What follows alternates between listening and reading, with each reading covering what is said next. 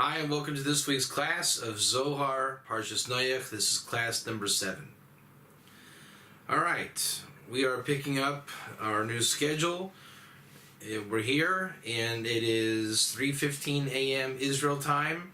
That's our new class time. Israel days of the week, it's going to be Tuesday, Wednesday, Thursday, Friday. America time, it's going to be Monday, Tuesday, Wednesday, Thursday. Not a big change for you. You're going from a matinee to a night a primetime class. I'm going from beyond my prime time to early the next morning. So again, we're going 3:15 a.m. Israel time, and I believe that's 8:15 Eastern time, New York time. This is Zohar. Parshas Noach, class number 7. So the series is picking up traction, and that's a good thing. Alright, remember our overall big picture, our big question that we're always striving to answer and solve is, and again, this is not so much my question, it's kind of, I think everyone that comes into Judaism and Torah, or even Bible study, struggle with this question at some point. Was the flood real? Was Noah real? I never really struggled with it so much. I know people do, but the more I've grown in learning in the last 20 years, I've learned that the story is not as we think it is. There's much more deeper mysticism and Kabbalistic nature, just a more profound truth to Noah and what he represents than what is depicted in people's minds through cheap marketing and little rainbows and animals. It's a much deeper story than that. So if the question is always, who was he? Was the flood real? In last class, we talked about Noahism, that Noah himself became the mind. It was the mind of Noah became the basis of his own ism. That there's something called the ark, which we don't like that word ark because there is no word ark. It's teva. And Noah's mind on Torah, Noah wrapping his mind around Torah was the teva, according to the Zohar. So our kasha question this week is based on was the flood real? Because again, we're going from flood consciousness to ark consciousness, and the question of, was Noah a real historical figure at that rate? So let's change the question a little bit. Not from was Noah a real historical figure, but the more Talmudic question, what was the nature of Noah's righteousness? Noah was a tzaddik. That's not an opinion, that is explicitly written in the Torah. So if Noah was a tzaddik, and this is what the Torah struggles with. The Torah itself, and this is our basis for today's learning. The Torah itself struggles to find out what kind of tzaddik was Noah. And we've all heard part of what we're going to be covering today, but let's go ahead and see it inside. But that's what our kasha question is. That's what we're going to struggle with right now. What was the nature of Noah the tzaddik? And again, we're reading Parshas Noach in the Zohar, Mishnahs number 13 and 14. Shoyalama kasu beis pamim Noach. Alright, so there's a famous thing, if you want to call it a thing, in the Torah. I'm sure you've seen it when you read the Parsha.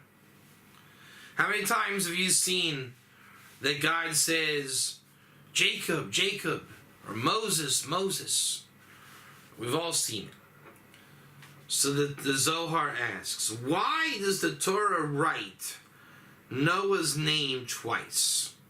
We see that in the opening I'll call it an introduction, but the opening segment of our parsha.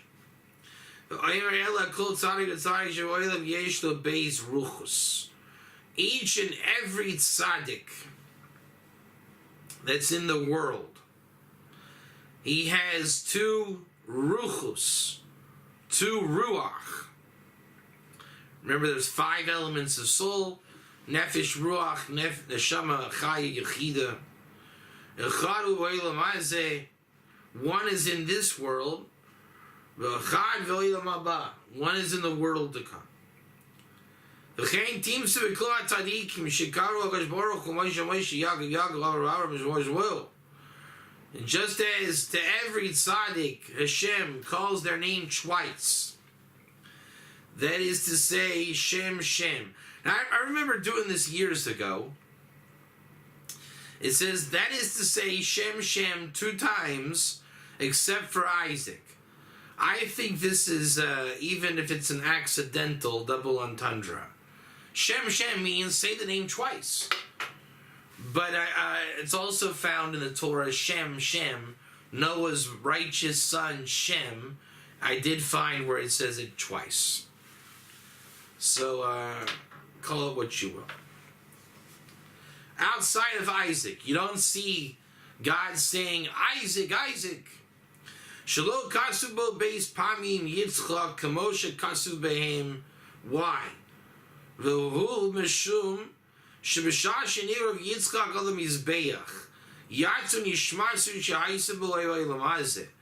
When Abraham brought Isaac up to the altar, his neshama flew out from him, the one that was in this world, Olam Hazeh. V'kevan shenemar lo la'Avraham Baruch Mechaya Amazing. And since that it was said that Abraham, blessed is the one who enlivens the dead, which is to say, shenemar lo, that was said to him, Al tishlach yadcha al anar. Stop, do not send forth your hand against this child. Even though he was a 37-year-old child.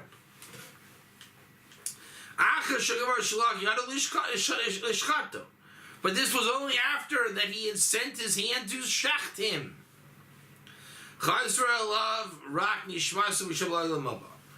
So Yitzchak's neshama goes out, and Abraham was stopped, but Abraham was so into it, he already did. Imagine, I guess I'll make a very crude, well, it doesn't have to be so crude.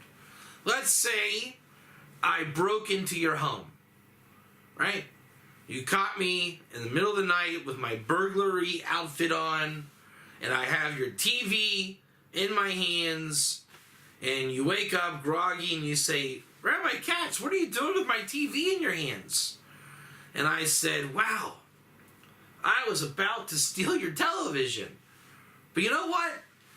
I heard a message from God, in my heart, of course, I'm not a prophet, and I realized this is insane. I cannot be stealing your TV. Here, let me put your TV back and set it up for you. I'm really sorry about this. If you'd like to press charges, but I'm really sorry about that. You say, no, I understand. Sometimes people just get an idea to steal TVs. What can you do? We understand. Go about your business. Just, let's not let it happen again. But I understand. Okay, so it's a ridiculous analogy. I'm aware of that. But even though you let me off the hook, I did not steal your TV. And let's even say that I didn't break into your house. Let's say, for example, for whatever reason, your TV was outside in your patio. Whatever you need to make in your mind to make the analogy work. The fact is, you think I'm a thief. We cannot undo that. I picked up your TV and I took it, so we cannot undo that. I now am called a burglar. But I stopped short of stealing your television. So now, once I was stopped, and I did not steal the TV, a new kind of reality or status comes over my being. You would call me the guy who almost stole your TV, or whatever analogy you want to call me there. So Abraham took the knife so much to the throat of Yitzchak, and with the intent that the act was done. You understand now why the analogy works, right? You do something so much, you're so committed into doing it, you've given your own soul to doing it, you've changed and altered reality. So it literally caused for Yitzchak's neshama to already go out, and then when Abraham was told, stop, let's even say our relationship after I stole your TV, now you feel heartbroken for me. Man, that guy must really want to watch a television show. He was even willing to steal our TV. So you would view me different, I would view you different, we would have a different relationship. The soul of our relationship went out, and a different soul would have come in. So Yitzchak has received his neshama of Olam Haba. Therefore, lo nikra Yitzchak Yitzchak. That's why it doesn't say Yitzchak Yitzchak. V'meshum zeh timsi shelo yachal Baruch Hu.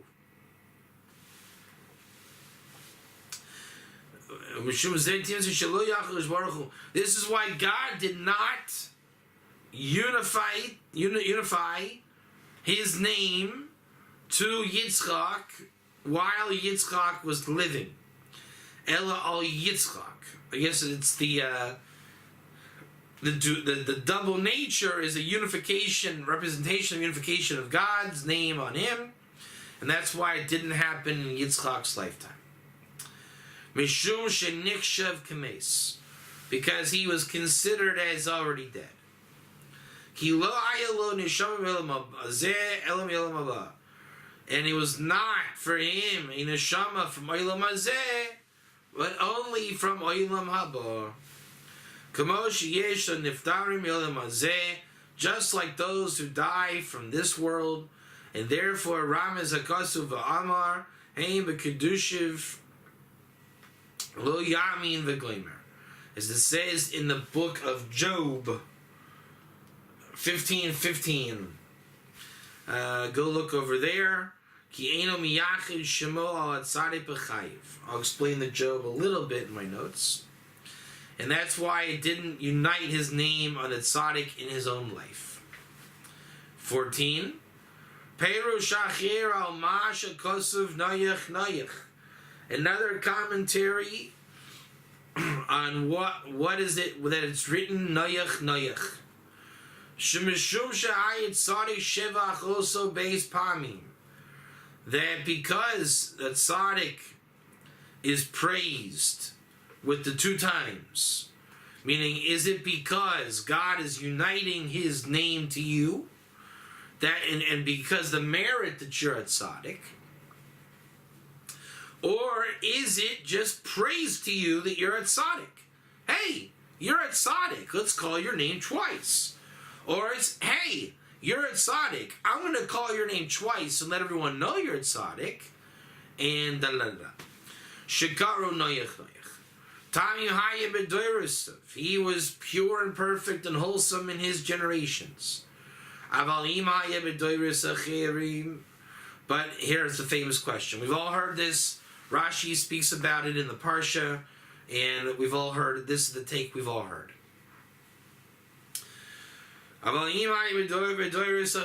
If he had been alive and a righteous in other generations,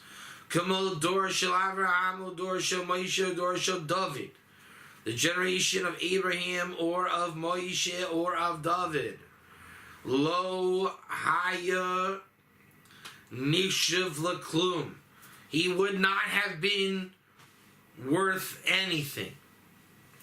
Perush achir. But another way of looking at it, Roa Masha Asa Bidor Shakulam Rashoim. Look what he did in a generation filled with evil people. Mikol Shekain Imaya Bidor Shakulam Tzadikim. But if he would have been filled in a generation of the righteous, what more could he have done? Meaning he would have done a lot more. That is the Zohar of this week's edition. Now into our notes. Alright, so remember, I want to just kind of always remind us of certain facts. Fact number one, was there really a flood? Was there a historical Noah? Was there a big boat? These are not my questions. These are people's emunah issues that people struggle with when understanding Noah. All right, so let's make that clear. But I like to entertain those questions because they're interesting. And the more we look and find, we find out, and the theme usually goes, your questions were very low, thinking like, was there a boat? Was there a big old giraffe and a rainbow? And should I wear a rainbow Yamaha? But really, the questions are big, meaning, what is a flood? What is, whatever Noach is, what is that? What is an ark or a teva? And when we find these answers, we find out that there's very big chokhmas in them. So we've already found out the nature of the reality of the flood in one class. We found out that don't call it an ark, but call it a teva. We found out that Noah's mind, his mochin, wrapped around Torah, is what the ark or teva, I hate using that word ark, man, but just get the word teva in your minds. Noah united with the teva. Meaning Noah's mind, you know that old commercial, this is your brain on drugs. Well, this is Noah's brain, and this is Noah's brain on Torah. And that's kind of where we've been at till now. Class number 7 is asking, a new question. Who was the man Noah? Now, we've been asking that historically. Let's not ask that historically. Let's ask if we know that Noah was righteous, because the Torah itself says so. The question this week is, what does tzaddik mean? Everyone hear the Kash question. What does tzaddik mean? And this is the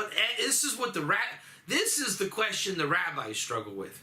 You're struggling with rhinoceroses and hippopotamus, whatever it is, giraffes, donkeys, whatever animals were or were not on the boat, the floodwaters, how high were the floodwaters. That's what you're struggling with. And last week, the rabbis were struggling with the teva and how it was the mochin of Malchus on a Kabbalistic level. But this week, our rabbis are struggling with the ultimate Noah struggle question. Noah was a tzaddik. Okay. Was he a tzaddik like Abraham or not like Abraham? And that's where every rabbi struggles. Rashi brings it, the Midrash speaks about it. It's the classic struggle question. And we already explained it in the Zohar, but let's open up and explain that kasha question a little bit. So, again, I like to refine the question in the context of, was Noah real? Who was Noah? What I'm asking myself now is, was the righteous man Noah, focus on the word righteous, was he praiseworthy? That's what the question is. Was Noah a praiseworthy tzaddik? Or was he just some tzaddik? So in our first answer, we have many wonderful, amazing, righteous men. Like Moses, Jacob, David, and even Noah. But then the Zohar points out, but Yitzchak, which the Talmud notes It's Yitzchak who was the true father of Israel. And the Talmud explains why, not for now. So by Yitzchak, it doesn't say Yitzchak. So it's because Yitzchak is a super duper special, praiseworthy tzaddik. Because his soul went out and he received his higher soul from the world to come. And every tzaddik has a ruach below and above. And only Yitzchak was able to manifest and live out his higher soul in him. And that is thanks to the greatness of Avraham, who was sent to Shecht Yitzchak. The bottom line, the Maisa, is only Yitzchak is a praiseworthy, special soul, according to that take. Now, are we saying that Moses, David, Jacob are not special tzaddikim? No, we're not saying that. What we're saying is we don't see anything particular by Noah's righteousness that sets him apart like we see with Yitzchak. The verse in Job is basically implying that man is not so special, which I find it interesting because it's implying that man kind of above in the heavenly spheres, and in the heavenly spheres no man is praised, which is interesting because Yitzchak came from that level down here, yet Judaism doesn't hold of Yitzchak as anything really special. He's a tzaddik, but he's not anything beyond. Whereas the story of Yeshu, right, is that he is praised on high. So there's always the 180-degree rule in Torah. What Yitzchak kind of was, but yet we view it in the right perspective, Christianity, or the Sitra Achra, takes the concept, flips it on the 180-degree rule. So if there is a soul from on high, which the Sitra Achra will call it, all these different things, Judaism understands the concept that yes, you can have a higher soul, and no, God does not look to it in any different way. Read Job 15:15. Then our second take is that Noah was righteous only in his generations, or his generation. And the question is that the any tzaddik is praised. Again, we're looking at the two forms of righteousness. Is if this person is righteous, does that warrant their name being said twice, which is a manifestation of God uniting his name to that tzaddik? Or is saying you're getting your name said twice, is that simply, hey, I'm going to say your name twice to praise you because you're a praiseworthy tzaddik? So Noah was a praiseworthy tzaddik because he has name said twice. But this is the Lefi Pshuto route, right? Do we look at the story of Noah as a technical guide? Oh, his name was said twice. He is tzaddik, but only in his generations. Therefore, we are to make a conclusion. In his generation, he was a tzaddik, but had he lived in the generation of Abraham, he would not have been a tzaddik.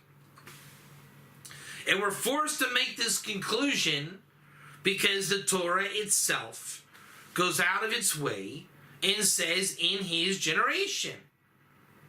So the Torah makes a mandated conclusion in his generation and not another. Now you can look at it as his generation was where he was meant to shine and become a tzaddik. Or you can say he just couldn't cut it in Abraham's generation.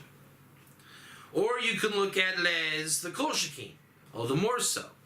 if he was able to do this with this little amount of influence in a wicked generation, imagine what he would have done in a righteous generation. So the question becomes, what level of praise or praiseworthiness is there to Noah? We don't know how to gauge the praiseworthiness of his righteousness because of the inclusion of the word B'doi Rusav. Tachlis. Noah was a tzaddik. We know that. But he was not a tzaddik like Isaac, Yitzchak. We know that. He was not a tzaddik like Avraham. We know that. But he was a tzaddik. And what our kasha question is he a special tzaddik? Is he a remarkable tzaddik? We find nothing in text, which is Lefi Pshuto world mamish. Textual reality is Lefi Pshuto. And we have the Noach derech is to judge Noah and his ark and his friends on a textual level. It's his mazel. It's how we are taught to look at Noach. And we find nothing praiseworthy of Noach other than he was a tzaddik, which is tremendous praise. But there's lots of tzaddikim in the Torah. And of those tremendous tzaddikim, we find Lefi Pshuto praise by Yitzchak, by Avraham. It goes without saying, Moshe Rabbeinu and Yaakov. We find nothing of Noach except for B'doi Rusav in his generation, which you could look at that as, wow, he's even greater than these guys, or doesn't he really measure up? Everyone complains about my sports analogies. Let's use a sports analogy. It's in the sports world today, everybody wants to compare Michael Jordan with LeBron James. Who's the greatest basketball player of all time? What if the answer is Wilt Chamberlain?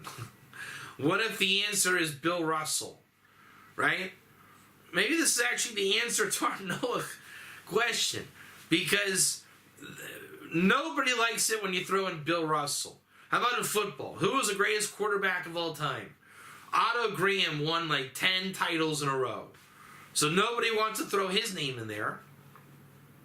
Meaning, the old school people, nobody wants to put them into the discussion. It's always the current greatest versus the newest thing. But what if it's the old school? What if it's the absolute uncomparable? And we just don't know how to compare that. Right? Nobody measures Michael Jordan with Bill Russell. It's just Michael Jordan. Now, ironically, in baseball, Babe Ruth is the regarded greatest of all time. But what if there would have been a guy, when baseball first started, like in the fields, like in 1885, who was just a monster. Back in 1890, everyone's like, man, did you see Bob Jones? He hit a home run 700 feet. Right? But we don't talk about Bob Jones. We're going to talk about Babe Ruth. So in Noah's case, we judge it Lefi Pshuto. And was he great only in his generation or for all generations? And the mazel of Noach, for whatever reason, has stamped on his righteousness to be regarded only textual Lefi Pshuto. Again, to use a sports analogy, that would be like judging all athletes by their box scores, which is what people do nowadays, ironically. And I find it interesting because the the three words that are the tag words for this week. Tamim Haya B'Doirasav. Perfect he was in his generation. The initial letters of those three words spells Teva. There's your arc word. Teva. Tuf, Hey, Beis. Or Tuf, Beis, Hey. So you see that encoded in this ambiguosity of Noach is the Teva itself. And what made Noach great was he had this big boat and a flood, or he had this thing called an ark, or he had this thing called a Teva. And that is that in the Lefi Pshuto of Noach, and as the Zohar keeps pointing out, the Kabbalah version of Noach speaks about Noach on the highest levels. So in this world where Noach was sent, he was not regarded as praiseworthy or remarkable. But yet, ironically, in this lower world where Noach was sent, it is a reflection of him in the higher world, where he is regarded as the mind of Malchus, like the highest of the high. It's a great irony, isn't it? That Noach was dafka not high, sent low. And in the low, he's even sent lower and denied being high. But in Kabbalah, Noach represents that which is the highest from being the lowest. And that's the unification of the Teva. And the Teva is the mentality of Malchus, which is the essence of everything good in this world. Even Mashiach redemption come from there. Noach is a great paradox, a great irony. And the Apash gematria of Teva, the opposite of Tuf, Beis, Hey, is Aleph, Shin, Tzadik, which is the gematria 391, which is the gematria Yehoshua, or Akiva ben Yosef, which the Vilna Gaon brings in Kol HaTorah. 391 is one of the most profound gematrias of Mashiach ben Ephraim. There's a couple different, really profound gematrias of Mashiach ben Ephraim, 741 and 391. So whenever you find gematria in Scripture, it's a bechina, or an aspect of Mashiach ben Yosef. And we already know that Noach is an aspect of Mashiach ben Yosef, because every aspect of Tzaddik is an aspect of Yosef, is an aspect of Mashiach ben Yosef. Perforce, Noach is a aspect of Mashiach ben Yosef.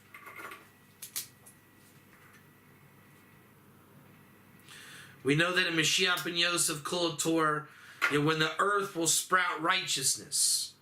In fact, what I just wrote in my notes, I realized, when you look at the aspects of Kol HaTorah, I got to go through it with Russell, but it seems like I'm just thinking, again, righteousness sprouts from the earth. Who does that sound like? Noach. If I can remember correctly, all 156 aspects in Kol HaTorah, as I'm just thinking, are very Noah-like.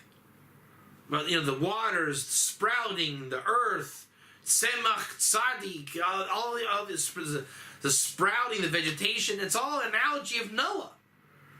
So I'm gonna do I think we might do a part 2 next week. Let me write this down. We'll call this part 1.